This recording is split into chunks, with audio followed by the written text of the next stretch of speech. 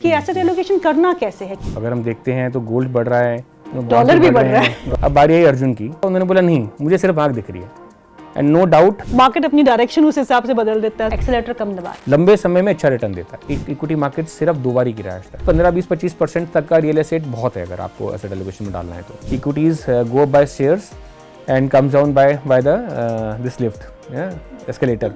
जब इक्विटीज गिरी 50-52% तो गोल्ड ऊपर गया। पैनिक में कैसे एक्ट करना है? 10 सालों का एवरेज रिटर्न गोल्ड का आज इंडियन रुपी टर्म्स में कुछ 18-19% के आसपास है। Hello and welcome to our podcast series. और आज हम इस पॉडकास्ट में है बहुत ही इंटरेस्टिंग एक सब्जेक्ट पे बात करेंगे, क्योंकि हम सबको पता है कि हम बहुत ही अनसर्टन एनवायरनमेंट में इस समय कामकाज कर रहे हैं। चाहे वो आप ग्लोबल जियोपॉलिटिकल सिचुएशन ले, चाहे आप इक्विटी मार्केट्स का ही आप नज़रिया ले, पिछले 1 साल में हमने कुछ नहीं किया, चाहे आप रियल एस्टेट मार्केट, चाहे गोल्ड एंड सिल्वर के बारे में बात करें, तो बहुत ही अनसर्टन माहौल इस समय बना हुआ है। और इस माहौल में एसेट एलोकेशन जैसे हम कहते हैं वो बहुत ही एक इम्पॉर्टेंट फैक्टर बन जाता है। अगर आपकी एसेट एलोकेशन बिल्कुल एप्रोप्रिएट है, आपने उसको बैलेंस वे में डिज़ाइन किया है, तो आप अपने कैपिटल इरोजन को बचा सकते हैं और कुछ रिटर्न भी कमा सकते हैं। लेकिन अगर आपका एसेट एलोकेशन सही नहीं है तो आप अपना पैसा गंवा सकते हैं, यानी कि आपका कैपिटल इरोजन भी हो सकता है। इसी सब्जेक्ट पे आज हम बातचीत करेंगे। बहुत ही खास मेहमान हमारे साथ जुड़ चुके हैं, mister Jitin Jain, he is founder Mavens Capital. Jitin, आपका बहुत बहुत स्वागत है कार्यक्रम। Thank you for inviting me here.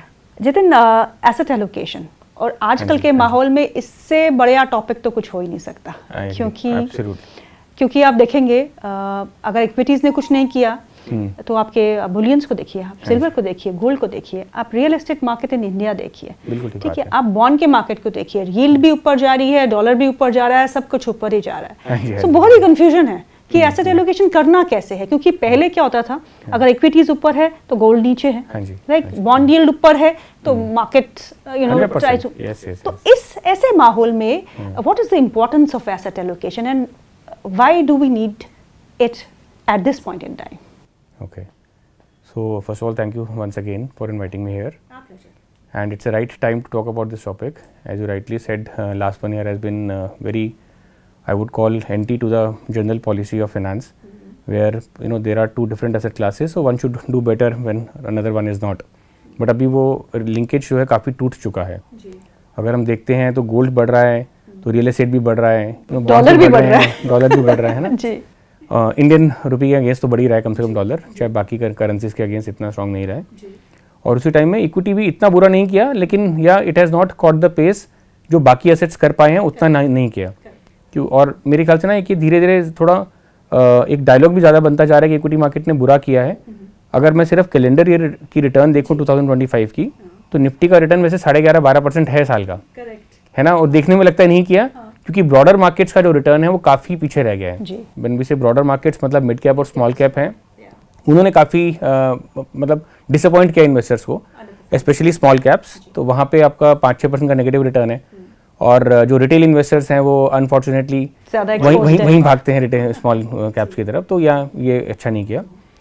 तो आई थिंक देखो हर साल ऐसा ही होगा, कोई ना कोई asset class will tend to do better than other asset classes, और इसीलिए जो एसेट एलोकेशन है वो मंत्रा है इन्वेस्टर्स के लिए एक सस्टेन्ड रिटर्न्स जनरेट करने का। आई थिंक इसको ऐसे समझना पड़ेगा कि किसी भी इन्वेस्टर के लिए बहुत इंपॉर्टेंट है, ये महत्वपूर्ण है उनके लिए कि नॉइज़ को अपनी स्ट्रक्चर से हटाना पड़ेगा। ओके, सो व्हेन आई से नॉइज़ इज़ वॉलेटिलिटी और स्ट्रक्चर है गोल पोस्ट। तो आपका अगर गोल दिमाग में क्लियर है और आपको नॉइज़ को से हटाने के लिए उसको आपको फिल्टर यूज़ करना पड़ेगा, और वो फिल्टर है एसेट एलोकेशन। तो मछली की आंख, एब्सोल्युटली। तो इनफैक्ट इसी पे हम बहुत अच्छा एक डिस्कशन कर सकते हैं। तो आपने जैसे बात बोली, सभी दर्शकों ने, आई एम श्योर, ये स्टोरी सुना ही होगा। तो जैसे द्रोणाचार्य जी ने जब कौरव्स और पांडव्स को बुलाया सबको मिलके, और उन्होंने क्या किया, वो अपना एक छोटा सा बर्ड लगाया लकड़ी का काट के और पेड़ पे टांग दिया, है ना। उन्होंने बोला कि सबको एक एक करके हर एक से पूछा गया कि क्या दिख रहा है, तो सब ने बोला हमें बर्ड दिख रहा है, किसी ने बोला मुझे पेड़ भी दिख रहा है, किसी ने बोला मुझे आसमान भी दिख रहा है। People went and they said कि मुझे वो महीम सा जो धागा बांध रखा है अपने जैसे, मैं वो भी देख पा रहा हूँ। अब बारी आई अर्जुन की, तो अर्जुन ने बोला मुझे सिर्फ एक ही चीज़ दिख रही है। उन्होंने बोला क्या? बोले मुझे आपने वो बर्ड में एक आँख बना रखी है अलग से, क्योंकि उस पूरे जो उन्होंने बनाया था बर्ड, उसमें और कहीं कुछ और नहीं बनाया था, बस आँख का निशान था। तो बोले मुझे सिर्फ वो दिख रही है। तो द्रोणाचार्य जी ने उनको बल्कि इंस्टिगेट किया कि आपको कुछ तो और दिख रहा होगा। उन्होंने बोला नहीं, मुझे सिर्फ आँख दिख रही है। And no doubt that he was the only guy जो मार पाए, आँख तीर पे मार पाए। तो वो वही गोल पोस्ट जो है इन्वेस्टर को पकड़ना पड़ेगा। तो गोल पोस्ट पकड़ने का एक ही तरीका है, आपको मार्केट को रिटर्न्स चेज नहीं करने हैं, आपको गोल पोस्ट चेज करना है।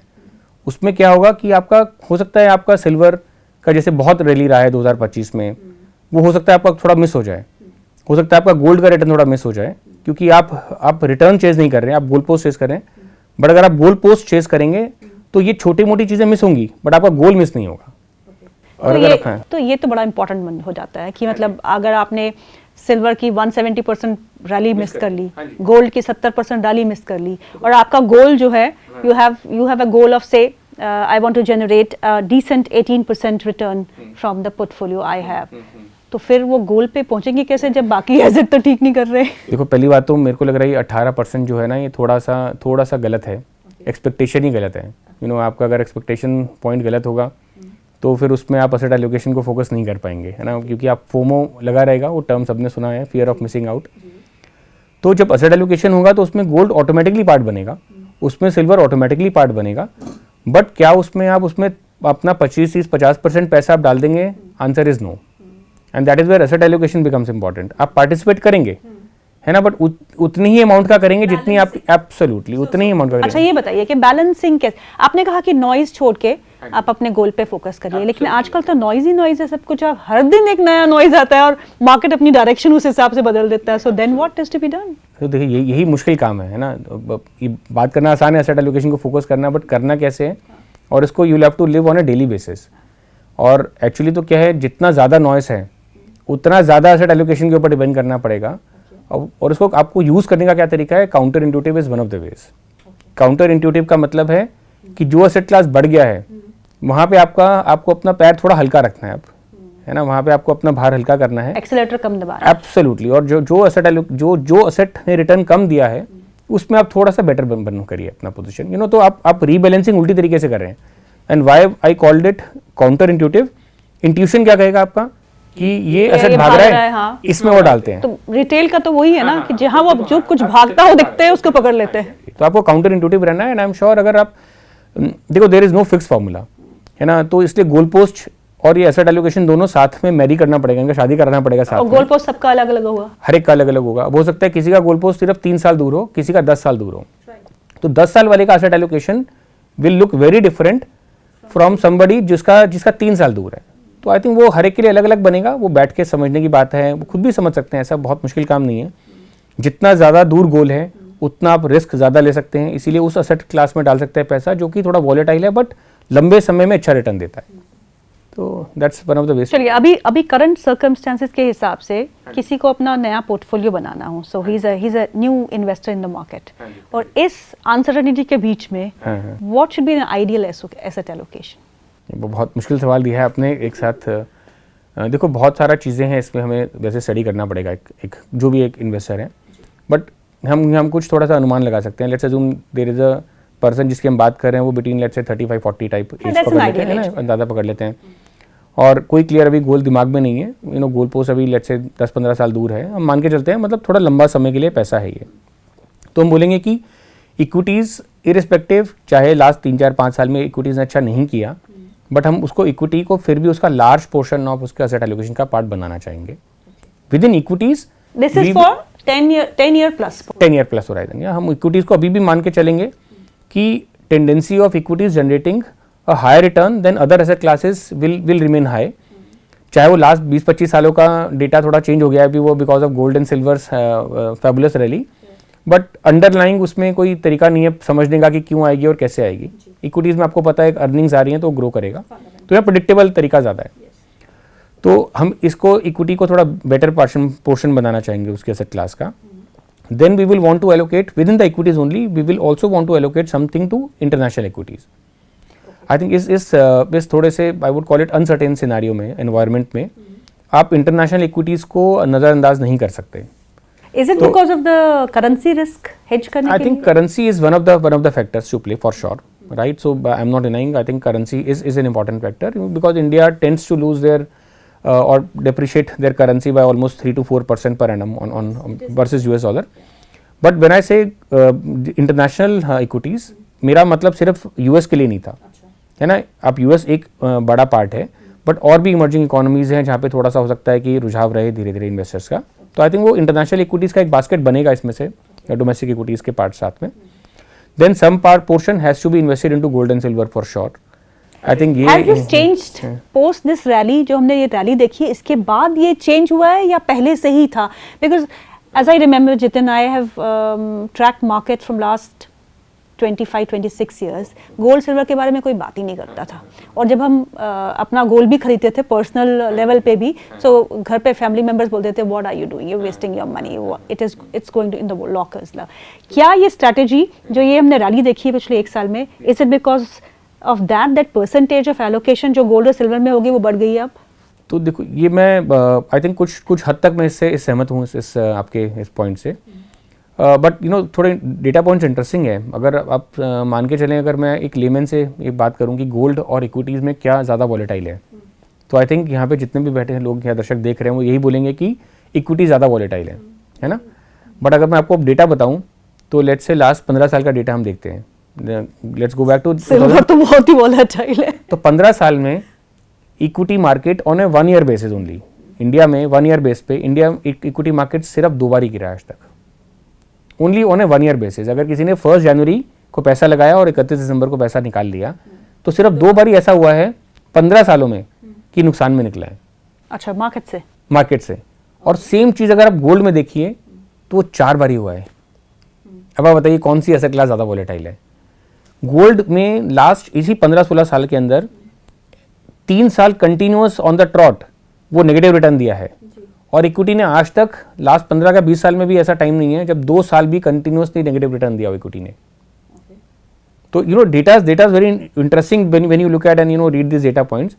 Having said which, yes, gold का इंपॉर्टेंस थोड़ा इसलिए भी बढ़ रहा है अब ज़्यादा, जो रिसेंट रैली रहा है. आई थिंक रैली से ज़्यादा इंपॉर्टेंट क्या है, जिस तरीके से जियोपॉलिटिकल एनवायरनमेंट प्ले आउट किया है, जो ट्रम्प टैरिफ्स और ट्रम्प के आने से जो अनसर्टेनिटीज़ बढ़ी हैं, जो पूरा जो इक्वेशन चेंज हो रहा है, तो आई थिंक यू नो उसके चलते हुए वो व्हाट पीपल फियर इज कि डॉलर के जैसे बॉन्ड्स जो यूएस प्रिंट कर रहा है, यू नो कंसिस्टेंटली प्रिंट कर रहा है, their balance sheet has expanded so much कि जो कंट्रीज उनका खरीद रही थी bonds, they may not want to buy as much. तो अपने रिजर्व में गोल्ड को भी इंक्रीजिंगली पार्ट बनाएंगी. तो ये सेंटीमेंट जो चेंज हुआ है वो पूरा जियोपॉलिटिक्स सिनेरियो की वजह से चेंज हुआ है. So how much allocation to gold silver? देखिए, अगर कोई अग्रेसिव इन्वेस्टर है, हम ये मान के चल रहे हैं, है ना, हम इन्वेस्टर्स को भी बांट सकते हैं. 4-5 बास्केट्स हैं जो ग्लोबल बेस्ट पॉलिसीज़ हैं, उसमें हम इन्वेस्टर्स को 5 बकेट्स में डिवाइड करते हैं. Let us assume here you know we are talking about the most aggressive investor. तो उसमें हम क्या बोलते हैं, अप टू 15% आप 15% इक्विटीज़ का जो टोटल आपका असेट है उसका पोर्शन आप एलोकेट कर सकते हैं with in gold and silver. Okay, 15%, right. During this time because gold and silver has already done very well, last 2-3 सालों से बहुत ही मतलब रॉकेट जैसा रैली रहा है. आई थिंक 1 साल में ही 1 साल तो बहुत ही ज़्यादा है एब्सोल्युटली. तो इसलिए हम हो सकता है वो अब हम बोलेंगे एक्चुअली कि 15 गिरेगा आप उसको 10 करिए.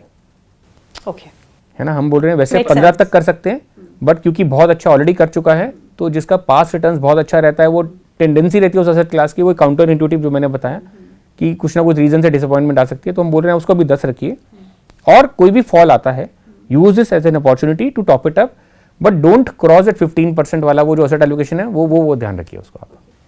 सो 50 equity, I think I go slightly more for an investor which is up to 40 and you know has a 10-year cycle with him. I would say up to 75% equity हम जा सकते हैं, है ना. आप 15% आप जा सकते हैं गोल्ड और सिल्वर में, और 10% आप अपना फिक्स इनकम में अपने बॉन्ड्स में रखिए, जो आप यूज़ कर सकते हैं जब भी मार्केट्स आपको अपॉर्चुनिटी देती है. कोई भी इसमें से एक एसेट आप भूल रहे हैं बहुत सा इंपॉर्टेंट एसेट है, क्योंकि अगर हम इंडियंस को देखें तो रियल एस्टेट के बगैर तो हम रह ही नहीं सकते. हाँ, मतलब ये वाला जो एक्चुअली हमने जो बात किया, ये वाला it was more about the financial assets.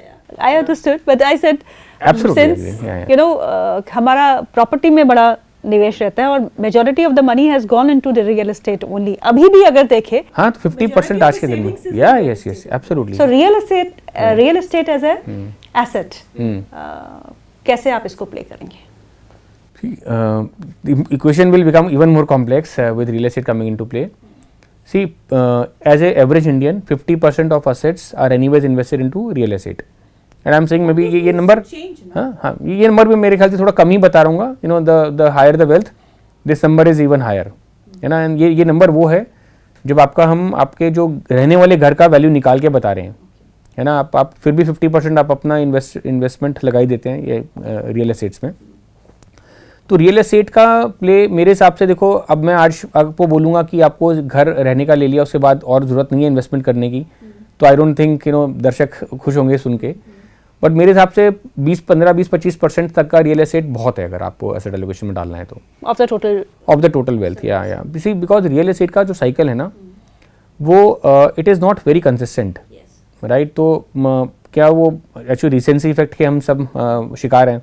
अभी लास्ट 3-4 साल में real estate again has done very well, in fact post Covid itself. या बट अगर वो हम ये हटा दें लास्ट 4-5 साल का रिटर्न, तो 10 साल तक मार्केट ने मूवमेंट जीरो थी। हाँ, zero.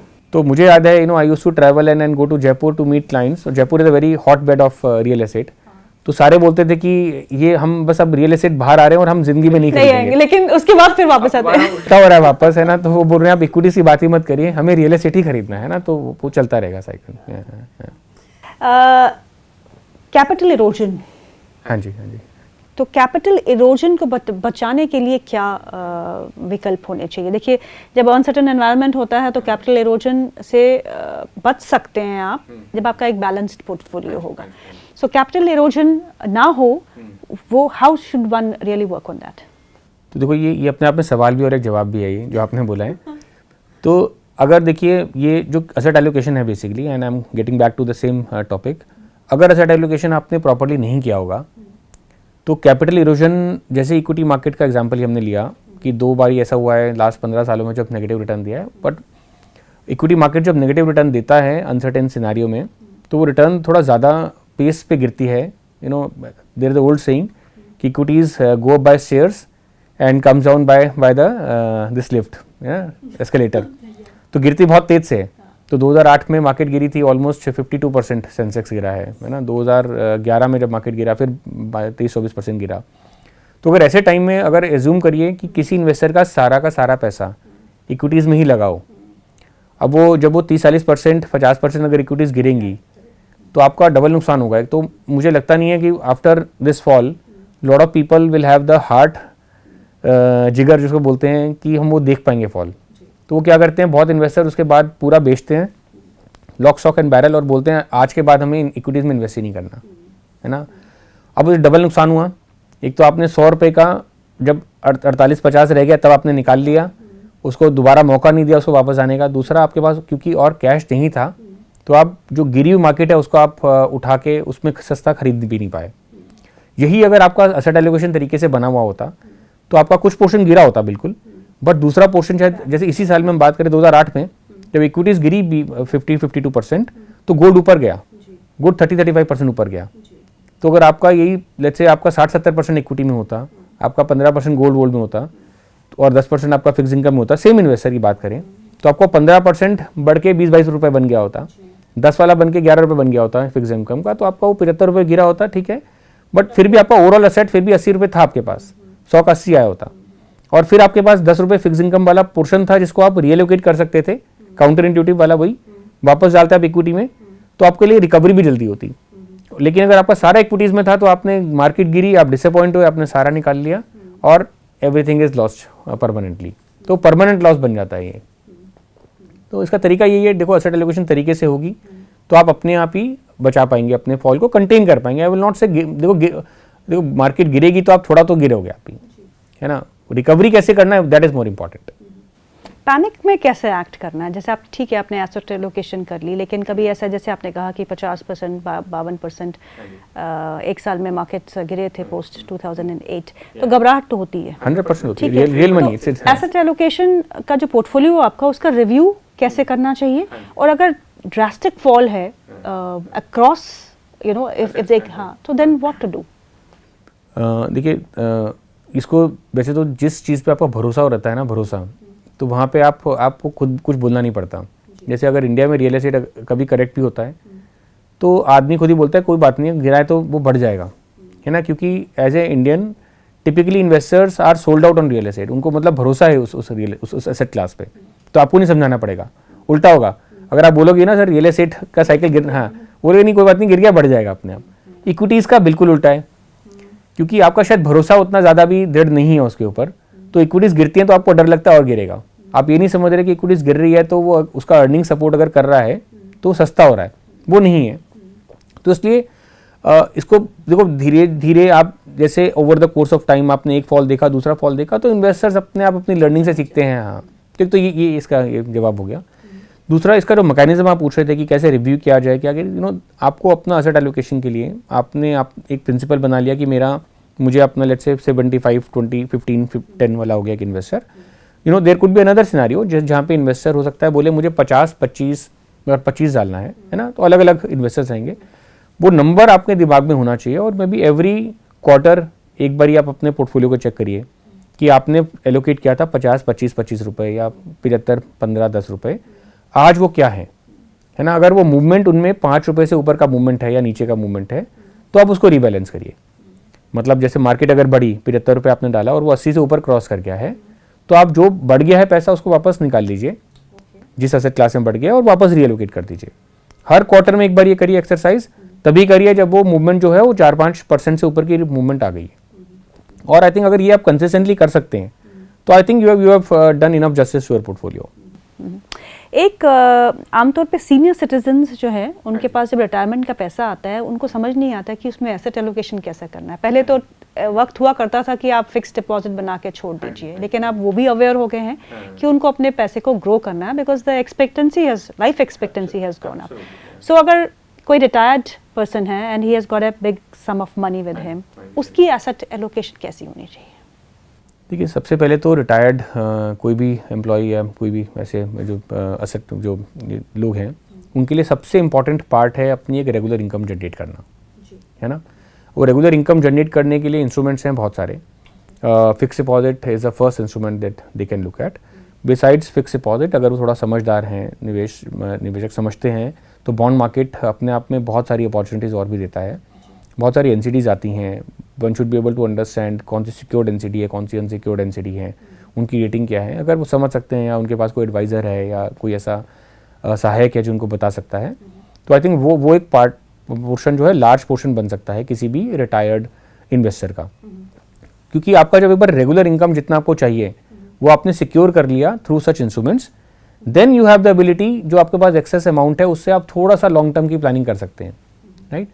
Otherwise, there are very well established global practices to manage portfolios for senior citizens, retired, let me call them retired people, जिसको बोलते हैं बकेट स्ट्रैटेजी। तो आपने पहले भी सुना होगा बकेट स्ट्रैटेजी। तो उसमें क्या है, हम 2-3 बकेट्स में पैसा डिवाइड कर सकते हैं। 3 बकेट्स टिपिकली वैसे बनती हैं। तो जो बकेट हमें पहले, जो बिल्कुल हमें 1 से 2 साल के अंदर पैसा यूज़ करना है, वो पैसा हम जो हमारी करंट अर्निंग्स है उसको हम वहाँ डाल देते हैं 1 से 2 साल के लिए अंदर।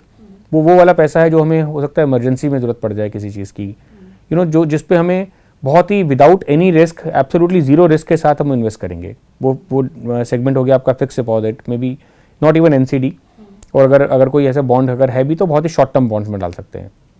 सेकंड एसेट क्लास, जो सेकंड बकेट उसकी रहेगी, वो रहेगी जिसमें टाइम होराइजन हमारे पास 2 से 5 साल का है। वहाँ पे हम थोड़ा सा थोड़ा पोर्शन हम डाल सकते हैं मल्टी एसेट एलोकेशन चीज़ों में, या इक्विटी सेविंग्स एक तरीके का कैटेगरी रहता है, वहाँ ऐसी चीज़ें डाली जा सकती हैं। मतलब जहाँ पे इक्विटी पोर्शन आपको थोड़ा सा कम रहे, है ना, और आपका ज़्यादा पोर्शन डेट की तरफ हो।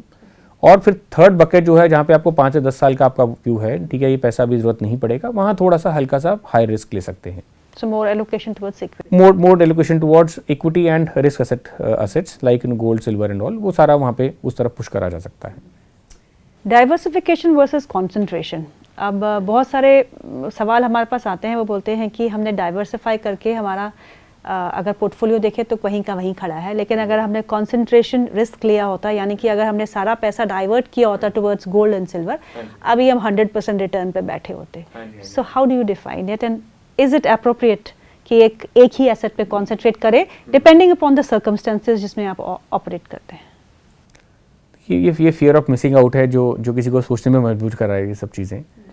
And I don't think there is ये लॉजिकली स्टैंड नहीं करेगा. ये थ्योरी क्या है, it looks good in paper, क्योंकि अगर किसी इन्वेस्टर का ये लेट्स से प्रेडिक्शन ठीक भी हो गया तो वो मल्टीपल बार ये ठीक नहीं हो पाएगा. आज आपने प्रेडिक्ट किया कि गोल्ड एंड सिल्वर बढ़ रहा है, आपने डाल दिया, आपने अच्छा खासा पोर्शन अगर डाल दिया, वो हो भी गया इस बारी, तो कोई ना कोई बारी ऐसी आएगी जिस एसेट क्लास पे आप हैवी बेट लेंगे वो गंदा काम करेगी, तो ये एवरेज आउट हो जाएगा. देखिए मार्केट का average return, let's say gold पकड़ लेते हैं, है ना, फॉर पीपल्स अंडरस्टैंडिंग. गोल्ड का एवरेज रिटर्न लास्ट 15-20 सालों का है, 10 सालों का पकड़ते हैं, 10 सालों का एवरेज रिटर्न गोल्ड का आज इंडियन रुपी टर्म्स में कुछ 18-19% के आसपास है. ओके, मैंने क्यों स्पेशली एम्फेसाइज किया इंडियन रुपी पे, क्योंकि यही रिटर्न अगर हम गोल्ड का अगर हम डॉलर टर्म्स में निकालेंगे तो जिसमें एक्चुअली ट्रेड होता है तो वो 15% के आसपास है. तो इंडियन रुपी डेप्रिशिएट किया है. बट ऐसे कितने सारे साल होंगे कैलेंडर ईयर में जहाँ पे 15% एक्चुअली रिटर्न आई होगी? Answer is almost may be 1 और 2. कहने का क्या मतलब है, 15% एवरेज आ रही है, बट उसका मतलब ये नहीं 15-15 आ रही है. इसका मतलब है हो सकता है 30 और 0 आ रही हो सकता है वो 50 और नेगेटिव समथिंग आ रही हो, है ना.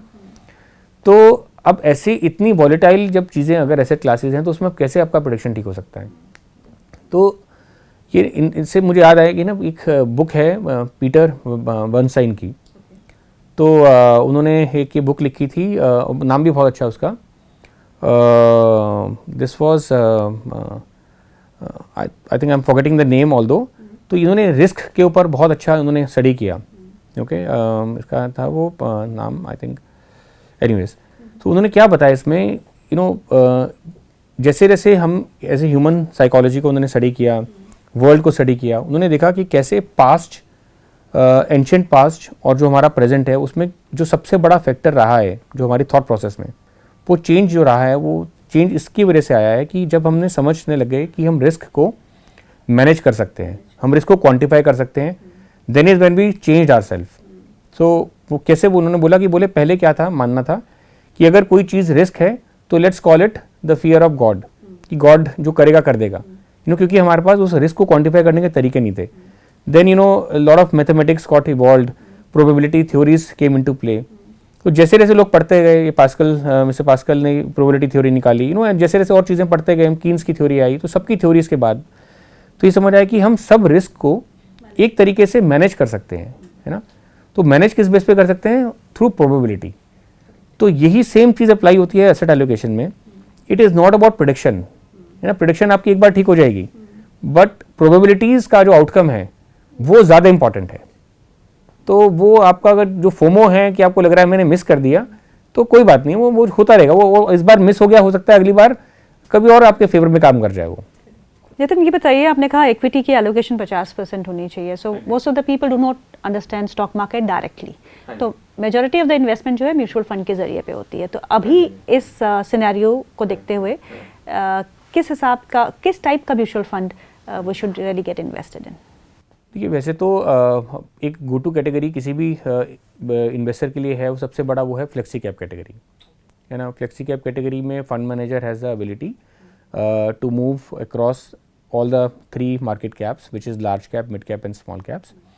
तो वो सबसे बड़ा कैटेगरी वो बन सकता है अगर इन्वेस्टर को थोड़ा सा हल्का कम रिस्क की तरफ वाले इक्विटी फंड्स देखते हैं तो. बाकी अगर उससे सेकंड कैटेगरी जो है, जो again could become a large part of the portfolios, is multi cap category, जहाँ पे fund manager is bound to invest into all the 3 market caps, 25% at least each into large cap, mid cap and small cap. और जो बाकी 25 बच गया इन तीनों के allocate करने के बाद, वो फंड मैनेजर के पास फ्लेक्सिबिलिटी है. Any of this cap. तो उनको लगता है कि 50% लार्ज कैप में डालना है, 25-25 स्मॉल और मिड में, वो भी कर सकते हैं, या फिर वो 50% स्मॉल कैप में डाल के 25-25 लार्ज और मिड में भी कर सकते हैं. लेकिन ये दोनों कैटेगरीज मेरे हिसाब से सबसे सेफ है निवेशक के लिए. सेकेंड पार्ट आता है कि आप कैसे, अगर आपको नहीं ज़्यादा ये फंड्स खरीदने हैं तो मेरे हिसाब से आप ETFs और इंडेक्स फंड्स भी देखे जा सकते हैं पहले, है ना. अगर आपको समझ आता है तो आप निफ्टी 50 का जो ETF है वो भी ले सकते हैं, आप निफ्टी 50 का इंडेक्स फंड भी लिया जा सकता है. और बहुत सारे फैक्टोरल फंड्स भी आ गए हैं जहाँ पे इंडेक्स के ऊपर फैक्टर्स लगा के वो स्मार्ट फंड्स बनाए जा रहे हैं. तो आई थिंक इनके थ्रू 2-3 इसी कैटेगरीज में आप अगर पोर्टफोलियो रखेंगे and have a portfolio of not more than 6-7 mutual funds, जो मेरा मानना है 6 से 7 म्यूचुअल, हाँ वो 6-7 mutual fund is good enough है ना. आई थिंक उससे कम भी हो सकता है, but you know that is more for a more informed investor जो बहुत ही कॉन्सेंट्रेटेड कॉल लेना चाह रहे हैं. बट मेरे हिसाब से 6-7 is a right number for any investor to have. तो आपका इस समय क्या नज़रिया बन रहा है इक्विटी मार्केट पे? सी एज आई एम सेइंग, आज हम जब बात बैठे हैं जिस लेवल पे बैठे हैं, आई थिंक हम हिस्टोरिकल वैल्यूएशन से अगर कंपेयर करें अपने आप को, तो we are right up there. चाहे वो हम देखें प्राइस टू अर्निंग्स में, पी जिसको बोला जाता है, तो आई थिंक हमारा जो 20 ईयर का एवरेज है वही आज का एवरेज है. चाहे हम उसको देखें प्राइस टू बुक लेवल पे, आई थिंक इनफैक्ट हम थोड़ा प्राइस टू बुक में तो हम 20 साल के एवरेज से हल्का नीचे ही होंगे आज. और अगर हम देखें लास्ट 2-3 साल की रिटर्न्स, तो भी थोड़ी सी वो बिलो आई वुड से एक्सपेक्टेशन रही है. तो I think combine of all of these 2-3 subjects, my sense is if you know couple of things were to go in favor of India, which you know Indian markets are eagerly waiting for, so I think there could be a positive surprise. So large cap, mid cap और small cap? देखो हमारा जो अपना in house view है, तो वो हम बोल रहे हैं अभी लार्ज कैप की तरफ थोड़ा सा ज़्यादा कंफर्ट है अभी, वहाँ वैल्यूएशंस कंफर्ट है आपको. Mid cap is looking okay, valuations थोड़ी सी हैवी हैं, हल्की सी हायर साइड पे हैं, बट वहाँ पे अर्निंग्स का सपोर्ट अच्छा आ रहा है. Small cap one has to be very very selective. They have disappointed.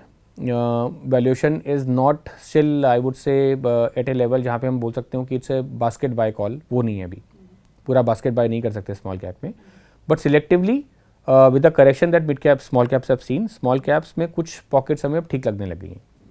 तो मोरे वहाँ selectively buy करके I think जो अच्छे selective तरीके से portfolios बना रहे हैं कुछ funds, I think they are looking good now. तो हम क्या बोल रहे हैं कि एक अग्रेसिव इन्वेस्टर का पोर्टफोलियो अगर हम दोबारा बात करें, तो आई थिंक उसमें आज के दिन में आप 50-60% लार्ज कैप रख सकते हैं.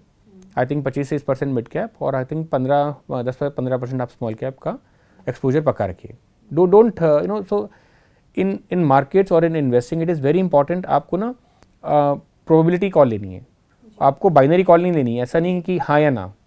आपको अगर महंगा लग रहा है तो आप कम करिए, जैसे गोल्ड और सिल्वर अगर लग रहा है अच्छा रिटर्न आ गया है, महंगा लग रहा है कम करिए. बट ये नहीं है कि आप हाँ या ना कॉल अगर लेंगे तो आप थोड़ा दिक्कत करेंगे अपने लिए. और गोल्ड और सिल्वर में allocation now at this point in time 70-30. 70 in favor of gold and 30 in silver. Silver is very volatile. Silver is volatile, yes. Silver is volatile, you know, while obviously बहुत सारा theories emerge हो रहा है कि demand ज़्यादा है, supply कम है. People are talking about किस किस चीज़ में सिल्वर यूज़ हो रहा है. बट टू माई सरप्राइज वो ऐसी कोई नई चीज़ नहीं निकल के आई है. तो ईवी में भी यूज़ आज नहीं हुआ, पहले से हो रहा है. सोलर सेल्स में भी आज यूज़ नहीं होना चालू हुआ. तो you know all of these things are nothing of them have emerged overnight. हां, एक स्टोरी वो भी है, China story which is coming in. I know China story भी आ रहा है, वो बहुत. But you never know China के तो. हाँ देखो ये मुश्किल है कहना, इसीलिए देखो I am saying you should even in spite of such a high let's say price jump, if we are still allocating to silver, so these are one of the reasons and the factors. Yeah, but I think play safe is what my advice is, and don't try to buy lump sum at this point in time. अच्छा, अगर हमारे पास एक balanced portfolio है, like asset allocation में proper है, so what kind of a return should we expect? CAGR पे बात कर लेते हैं, compounded say for in next 10 to 15 years. देखिए इंडिया में we can you know actually count it on the tips as well. तो equity से जो हमारा जनरल एक्सपेक्टेशन रहता है वो रहता है I think 13-14% is what we expect equities to generate, है ना. फिक्स इनकम मार्केट अगर हम एक्सपेक्ट कर रहे हैं कि इन्फ्लेशन को जिस तरीके से आरबीआई ने इतना बहुत बढ़िया तरीके से मैनेज किया है, and you know government has also been very very prudent about physical path, तो अगर ये दोनों साथ साथ चलता रहा, फिजिकल भी हमारा डेफिसिट कंट्रोल में है और इन्फ्लेशन भी कंट्रोल में है, तो कोई रीज़न नहीं है कि हमारा फिक्स इनकम मार्केट बहुत अच्छा रिटर्न देगा. टू बी फेयर, तो वहाँ पे हम 6-7% से ऊपर रिटर्न एक्सपेक्टेशन नहीं कर सकते, है ना. I think let's call gold and silver to be able to give you another you know let's say high और वेरी हाई सिंगल डिजिट और a very early double digit number. So and international equities also in the same range, let's say a couple of percentage points more और less of Indian equities. तो अगर हम इन अब सबका अगर mixture बनाया जाए तो मेरे हिसाब से आपका जो एवरेज रिटर्न है वो 11-12% निकल के आ रहेगा, अगर आप इसको एक रीजनेबल तरीके से सब मिक्स बनाएंगे. अगर थोड़ा ज़्यादा ये ग्रोथ असेट्स के फेवर में होगा तो ये नंबर आपका I think can reach to around 12-13%, maybe 14 as well. So give me a number, because आजकल नंबर्स बड़ा प्ले होते हैं कि आपने अगर इस एसेट एलोकेशन करके 1 लाख रुपए अभी हर साल लगाते हैं तो 10 साल में कितना बनता है? So people very love to listen to those figures. Do you have some kind of a figure in your mind? या तो देखो रूल ऑफ 72 तो हम अप्लाई कर ही सकते हैं ना, वो सिंपल है, वो इजी अप्लाई करना है. तो रूल ऑफ 72 अगर अप्लाई करें तो हमें अगर 12% पे कोई चीज़ कंपाउंड हो रही है तो वो 6 साल में दुगनी हो जाएगी और 12 साल में 4 गुना हो जाएगा, है ना. तो अगर वो 12% पे हुआ तो आई थिंक आपने अगर 1 लाख रुपए लगाया आज तो आपको 12 साल बाद 4 लाख रुपए आप एक्सपेक्ट कर सकते हैं बन सकता है उसका. अगर वो 12 की जगह 14 हो गया तो ये कंपाउंडिंग आपकी 12 की जगह आपकी 10 साल में कंपाउंडिंग हो जाएगी, या तो 10 साल में आपका ये 4 लाख बन जाएगा. नंबर बहुत सिंपल है समझना, बट आई थिंक एक्सपेक्टेशन ज़्यादा ज़रूरी है, मुझे ऐसा लग रहा है, क्योंकि आफ्टर कोविड हर जने को लगता है कि शायद ओवरनाइट 30-40-50% मिल जाएगा. तो आई थिंक वो नंबर्स में इशू नहीं है, इशू है एक्सपेक्टेशन का, है ना. आप एक्सपेक्टेशन आपको रीसेट करना पड़ेगा कि वो लॉन्ग टर्म सस्टेनेबल नंबर वो 12-14% ही है रिटर्न्स का. So we have to be proper with our asset allocation actually. Absolutely. Nitin, बहुत बहुत शुक्रिया आज हमारे पॉडकास्ट में शामिल होने के लिए. Thank you so much for your time. No, I think it was a pleasure interacting with you. Thank you so much. Yeah.